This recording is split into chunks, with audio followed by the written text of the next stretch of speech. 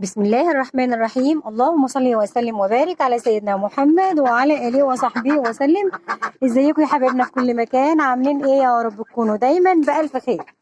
روتيننا اليومي على السطح يا جماعة. النهاردة هنعمل روتين، وقد ما الفيديو هو روتين بس برضه هيبقى فيه معلومات. هنعرف الطيور مع بعض كده زي ما احنا شايفين اهون. تمام. وهنأجب برضه على بعض الأسئلة اللي جات لنا في الكومنتات. طبعا هنا هنفتح على الفراخ بتاعتنا كده زي ما احنا شايفين اهو. طبعا الفراخ ودي ممكن تكون هتبقى اول معلومه معانا في الفيديو. جو يعني شتاء وبرد والكلام ده، فلازم نحافظ على الطيور بتاعتنا يا جماعه. فدايما من الليل لليل لازم نحبسهم زي ما احنا شايفين كده، عشان لو خدوا نزله برد يبقى ايه يعني حرام. الحاجه غاليه والحاجه مكلفه، فلازم نحافظ على الحاجه بتاعتنا.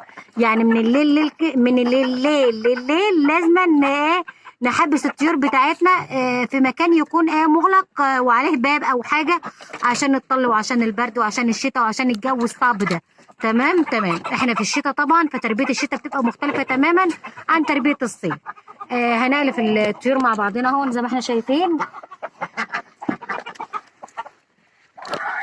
طبعا ادي الميه بتاعتنا اهي. بحط، بصوا بقى اول معلومه كمان اهي معانا، القشر بتاع البيض بتاع الفراخ يا جماعه. القشر بتاع البيض ما احطوش كده سليم او ارميه كده بعد ما اخلصه يعني، او استعمل البيضه وارمي القشر بتاعها. ما احطوش سليم قدام الفراخ. ليه بقى؟ لان الفراخ بتتعلم ان هي تاكل البيض بتاعها، فبمسكه كده افركه، لانه طبعا القشر ده كلته كلسم وحرام ان هو يترمي.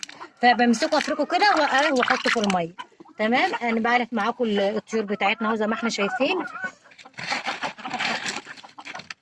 الميه بتاعتنا بنحط حبه عيش كده زي ما احنا شايفين اهو.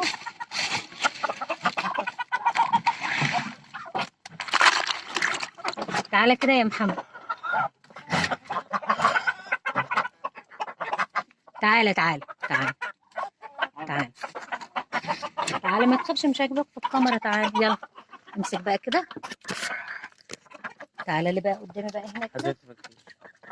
ماشي. لان طبعا مش مالكه اعمل بايد واحده زي ما احنا شايفين كده. لا ارفع ايدك عادي، ارفع ايدك، ارفع ايدك عادي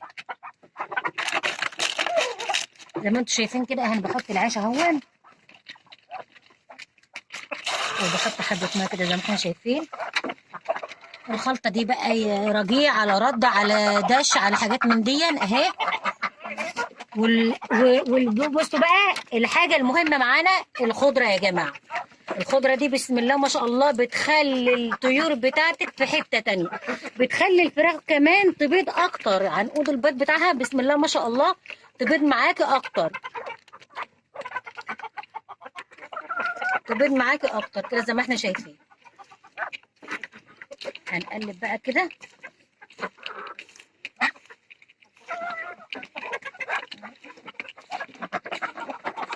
وبعدين يبقى نحط له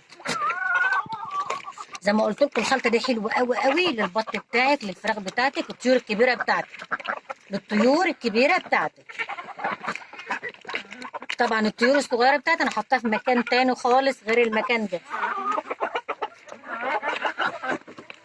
وزي ما قلت لكم بقى ان تربيه الشتاء مختلفه تماما عن تربيه الصيف. تربيه الصيف بتسيب الطيور براحتها، لا بتبيتي ولا بتحبسي ولا الكلام ده خالص. لا، عندنا في الشتاء لان نزلات البرد والفيروسات والكلام ده كلته. وزي ما قلت لكم الحاجه بتبقى غاليه، فلازم نحافظ عليها. عليكي بقى بالوصفات بتاعه البيت، ليمون وبصل وتوم وجنزبيل. بصوا كل والحلبه كل الحاجات دي حلوه قوي قوي للطيور بتاعتك. يعني الوصفات دي، يعني وصفه البصل دي، البصل على الثوم على على الليمون دي تحفه. بتحافظ على الطيور بتاعتك من نزلات البرد، بتبقى وقايه، بتبقى رفع للمناعه. بصوا بتبقى حلوه قوي. فانت طول ما عندك طيور في البيت عليكي بالوصفات دي. الوصفات دي بتبقى موجوده في البيت، مش مكلفه.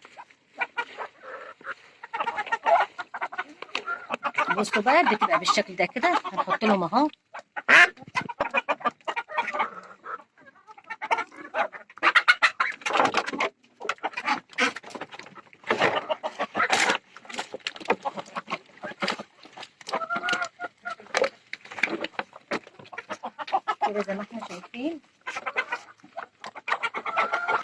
كمان شويه الخضره دول.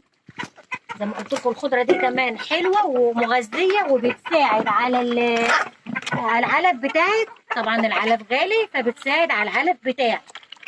تمام.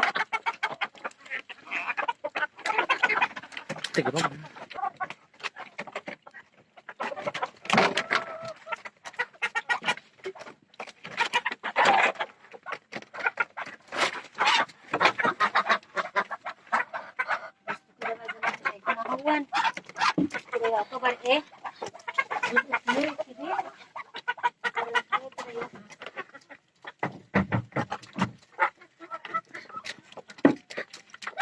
قلت لكم بقى التقليبه دي هنحط كمان بقى الميه.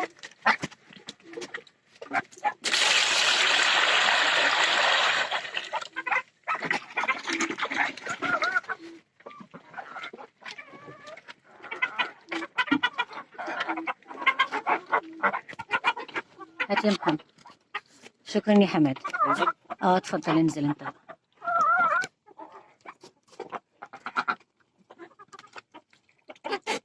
رجلك ظهرت. طب ما انا قايله لك خلي بالك.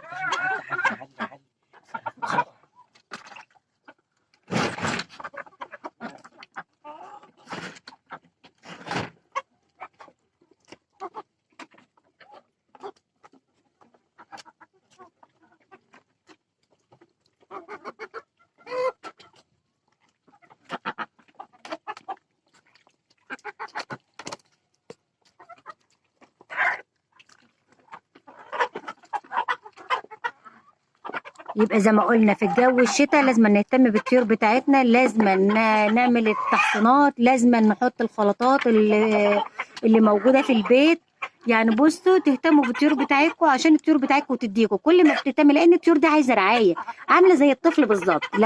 لو انت اهتميتي بها بسم الله ما شاء الله، اذا كان الفراخ للبيض، اذا كنت عايزه تعمليه مشروع في البيت، اذا كنت عايزه تربيه للاكل للاستعمال الشخصي، كل ده بيفيدك في النهايه. فطبعا زي ما قلت لكم الطيور غاليه والعلف غالي، فحرام ان احنا نأهمل فيه، مش ناكله يومين ونرميه كده على السطح وخلاص، لا.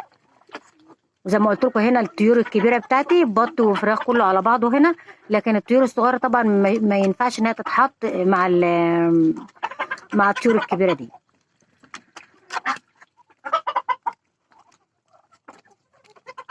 ده الروتين بتاعنا اليومي يا جماعه فوق السطح. طبعا بطلع لهم مرتين 3 في اليوم، ازود ميه ازود علف الكلام ده كليته. وزي ما قلت لكم الخلطه للطيور الكبيره بالشكل ده بتبقى اللي هي الخضره دي، ده بيبقى برسيم بنجيبه بنخرطه بسم الله ما شاء الله. بقول لك بيخلي الطيور بتاعتكم طعم الشوربه نفسه في حته تانيه. انتوا عارفين كمان البيضه اللي